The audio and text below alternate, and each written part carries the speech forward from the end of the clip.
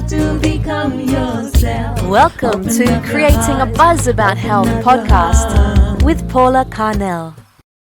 Welcome to Creating a Buzz About Health podcast. My name is Paula Carnell and I am a bee expert and a honey sommelier. I work as a consultant, I judge honeys, and I've travelled all around the world. Over the past 30 odd years, I've also worked as an artist, so I've got tons of business experience. I also recovered from a bed and wheelchair bound condition called Ehlers-Danlos syndrome. So this podcast is all about the big connections between bees, humans, and health and business. So I hope you will enjoy each episode as I dive deeper and also touch some lighter subjects, all about my life and what I've learned. So the reason for the podcast is I am repeatedly being asked about my story. So I did have 20 years as an artist. I exhibited all around the world. I did massive paintings of flowers. So I've got an example here of one of my lily paintings, and they were all painted on silk. So it was quite unusual, and I was a bit of a renegade in my time because I was trying to get silk painting accepted as a fine art form. So I also developed a greeting card business. I then had a gallery. I sold my paintings all around the world. I sold my greeting cards to 700 shops in the UK and about 11 countries worldwide I exported. So in the first 20 years of my business life, I had a lot of experience. Everything I learned was the hard way. I was just head down, straight in, and I did learn an awful lot. So over the coming podcasts, I will share some of the stories and some of the experiences, because I believe we don't all have to go through the same thing. And perhaps if I share some of my experiences, it will then save you having to go through some of the mistakes that I did. Then at the age of 40, I completely collapsed. And I spent the next 7 years bed and wheelchair bound with Ehlers-Danlos syndrome. That was a shocker. So I obviously lost my business. I couldn't do anything. My sons were 9 and 11. My stepson was 8.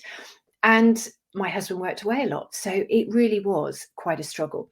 It took 6 years of being in this condition before I was diagnosed as having Ehlers-Danlos syndrome. Now, if you don't know what Ehlers-Danlos syndrome is, you can look it up. It's a bit frightening, I suppose, when you read the diagnosis, as anything can be when you look it up on the internet without having a full understanding of how it's evolved or the opportunities to recover.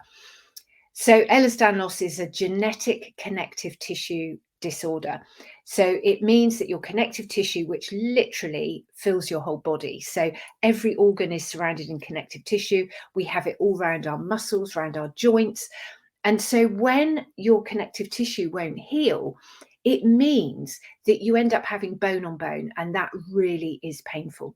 So from the age of 11, I was actually under a rheumatologist, but it still wasn't until I was 46 before I got diagnosed with Ehlers-Danlos syndrome. When I did get diagnosed, it did help because it meant I could then have some physiotherapy. Also, I'd help with my feet because my feet had been noticed before. Whenever I'd gone to anyone to have feet treatment, was my skin was just holding like a sack of bones, and there was nothing holding all the bones together. So I needed a lot of help and support, and particularly where I'd been in bed for so many years, that took a lot of support to get me able to be mobile.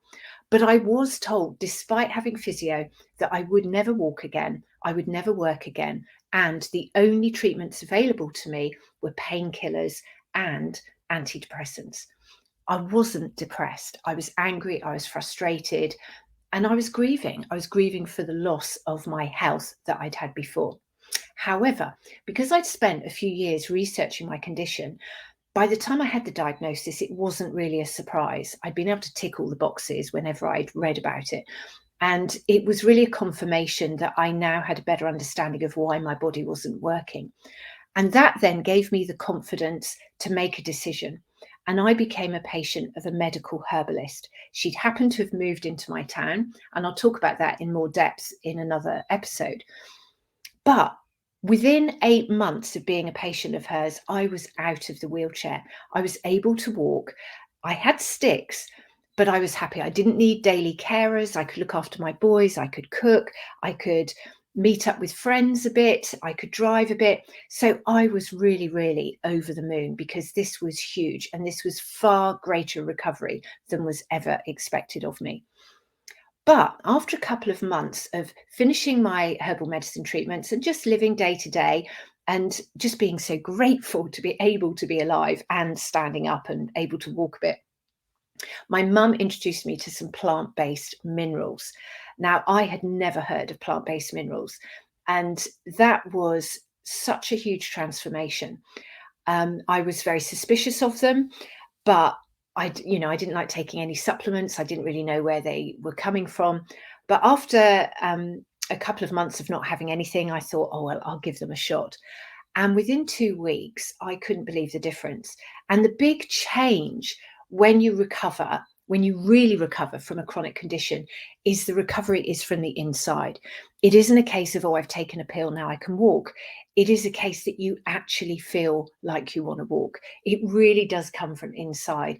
And this was such an enlightening moment for me to have a greater understanding of the deeper conditions of chronic condition and recovery and getting well. So no matter what you take or what other people say will work, unless you are feeling healed from the inside, unless you have your vital force is re-energized, you're not going to be able to do anything. You're not going to be able to get back to your normal life.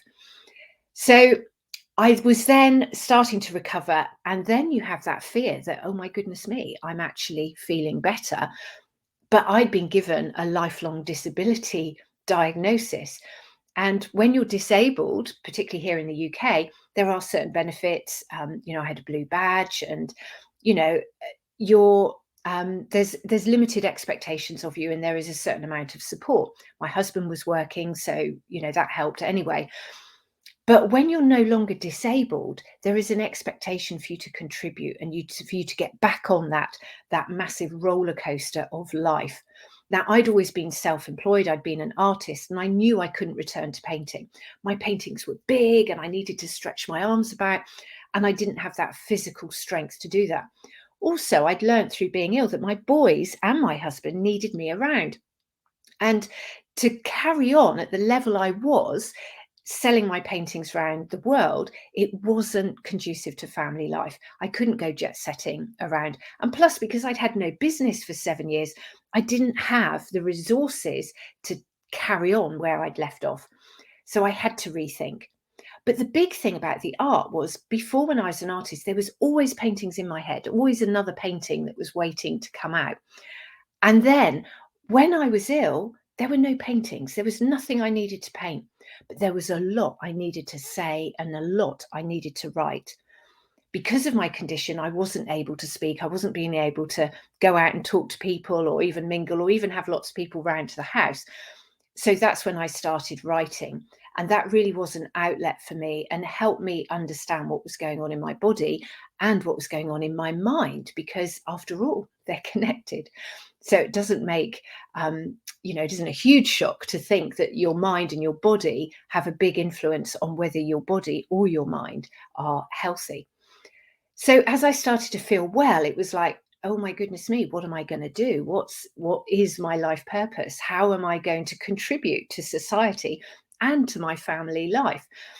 So that's when I decided I needed to know for sure, was I really better? There was always this fear that if I overdid it, I'd be back to square one. I'd be back in bed or back very, very poorly. So that's when I had to take a test. And I decided the challenge I would undertake is to walk from Weymouth to Swanage on the Dorset Coast Path. Parts of that path I knew really, really well because I'd walked them so many times before I was sick. So I'd imagined them. When I was bedbound, I would actually meditate and I would visualize doing this walk. So I thought this would be a good exercise. My husband came with me and we planned it for a 2.5-day walk, and then we would be meeting up with friends at the end and stay with them in Swanage. So we made all our preparations, and I would have been taking the minerals for 3 months. I also made sure that Greg took the minerals as well, because I did not want him pulling out of a walk like this because he had a dodgy knee or a stiff back. So we both took the minerals and we both did the walk. It wasn't easy. I took a bit of a tumble on the first day, but we carried on. And at the end of the walk, I knew I was well. So that signaled the beginning of my new life. And I had to try and think, who am I? Who do I want to be? Why was I ill? And more to the point, what can I share? How can I help other people from the experiences I've had? So over time, my business developed, and now I really do feel I'm on a clear mission. I am creating a buzz about health because I've learned that the bees, as well as us, are being affected by our environment. After all, we cannot be killing the bees and not killing ourselves. But also with all my business experience and with building up a new business in a different time, a different era, and a different age, it's very interesting to see how everything combines. So I hope you're going to enjoy all my episodes. I'm going to publish weekly, so there'll be little snippets about bees, there'll be things about health, things about my story, both the past in my business and things that I'm learning now in my business. So thank you very much for listening today to Creating a Buzz About Health podcast. My name, again, is Paula Carnell. I hope you enjoyed it. And I'd love to hear your feedback. You can find me on Instagram and you can find me on TikTok and LinkedIn. I also have a website, paulacarnell.com. All social medias, I'm just under my name, Paula Carnell, so you can look me up there. But pop along to the website, and if you want to know more, then join my newsletter list through my website, and then you're going to be up to date with everything I do. And if you really enjoyed this podcast and you want to listen more, please subscribe, please press follow, share it with a friend, and I look forward to sharing my insights with you on the next episode. You have to become yourself. Join us next time on Creating a Buzz About Health podcast with Paula Carnell. Buzz you later.